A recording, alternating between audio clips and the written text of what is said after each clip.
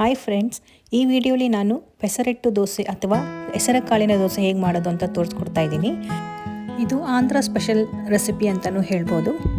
ಇದಕ್ಕೆ ಬೇಕಾಗಿರೋಂಥ ಇಂಗ್ರೀಡಿಯೆಂಟ್ಸು 1 ಕಪ್ಪು ಹೆಸರು ಕಾಳು, whole green gram, 4 tablespoon ಅಕ್ಕಿ. ಇದನ್ನು ಚೆನ್ನಾಗಿ ಒಂದೆರಡು ಸರಿ ತೊಳೆದು ನೀರು ಹಾಕಿ ನೆನೆಸಿಡ್ತಾ ಇದ್ದೀನಿ. ಓವರ್ನೈಟ್ ಚೆನ್ನಾಗಿ ನೆನೆಸಿ ರುಬ್ಬೋದ್ರಿಂದ ದೋಸೆ ಚೆನ್ನಾಗಿ ಬರುತ್ತೆ ಸಾಫ್ಟಾಗಿ. ಈಗ ಬೆಳಗಿನ ಜಾವ 7 ಗಂಟೆ ನೋಡಿ, ಕಾಳು ಅಕ್ಕಿ ಎರಡು ಚೆನ್ನಾಗಿ ನೆಂದಿದೆ. ಈಗ ಇದನ್ನು ಒಂದು ಮಿಕ್ಸರ್ ಜಾರ್ಗೆ ಹಾಕ್ಕೊಂಡು ನುಣ್ಣಗೆ ರುಬ್ಕೊಳ್ಳೋಣ.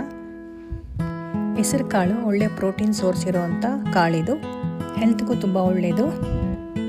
ಇದರ ಜೊತೆಗೆ 3 ಹಸಿರು ಮೆಣಸಿನಕಾಯಿ, 1 ಇಂಚಷ್ಟು ಶುಂಠಿ, ಜೊತೆಗೆ ಒಂದು ಸ್ವಲ್ಪ ಕರಿಬೇವಿನ ಸೊಪ್ಪು. ಈಗ ಇದನ್ನು ನುಣ್ಣಗೆ ರುಬ್ಕೋಬೇಕು. ಮಧ್ಯದಲ್ಲಿ ಸ್ವಲ್ಪನೇ ನೀರು ಆ್ಯಡ್ ಮಾಡ್ತಾ ನುಣ್ಣಗೆ ರುಬ್ಕೋಬೇಕು. ಜಾಸ್ತಿ ಗಟ್ಟಿನೂ ಇರಬಾರ್ದು, ನೀರು ಹಾಗೂ ಇರಬಾರ್ದು. ಈಗ ರುಬ್ಬಿರೋ ಹಿಟ್ಟನ್ನು ಒಂದು ಬೌಲ್ಗೆ ಶಿಫ್ಟ್ ಮಾಡ್ಕೊಳ್ತಾ ಇದ್ದೀನಿ.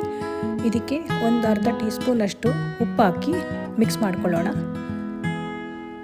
ದೋಸೆ ಹಿಟ್ಟಿನ ಹದ ಮೀಡಿಯಮ್ ಹದಕ್ಕಿರಬೇಕು. 1 ಅವರ್ ಅಥವಾ 2 ಅವರ್ ಕ್ಲೋಸ್ ಮಾಡಿಟ್ಟರೆ ಸಾಕು. ಜಾಸ್ತಿ ಫರ್ಮೆಂಟೇಷನ್ ಆಗೋ ಅವಶ್ಯಕತೆ ಇಲ್ಲ. ದೋಸೆ ಹಾಗೆ ಚೆನ್ನಾಗಿ ಬರುತ್ತೆ.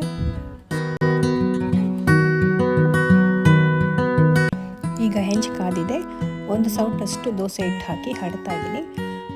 ನಿಮಗೆ ತೆಳ್ಳಗೆ ಕ್ರಿಸ್ಪಿಯಾಗಿ ಬೇಕು ಅಂದರೆ 1 ಸೌಟಷ್ಟು ಸಾಕು. ಒಂದು ಅರ್ಧ ಸ್ಪೂನಷ್ಟು ಎಣ್ಣೆ ಹರಡಿ ಬೇಯೋದಕ್ಕೆ ಬಿಡಿ.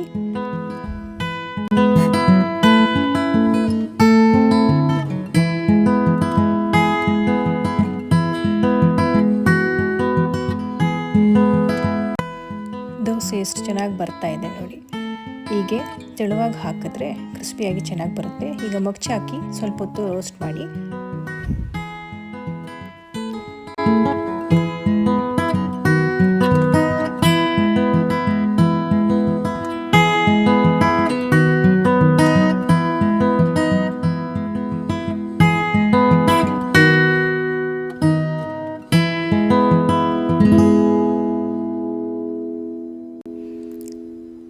ದೋಸೆ ಚೆನ್ನಾಗಿ ಗರಿಗರಿಯಾಗಿ ಬಂದಿದೆ.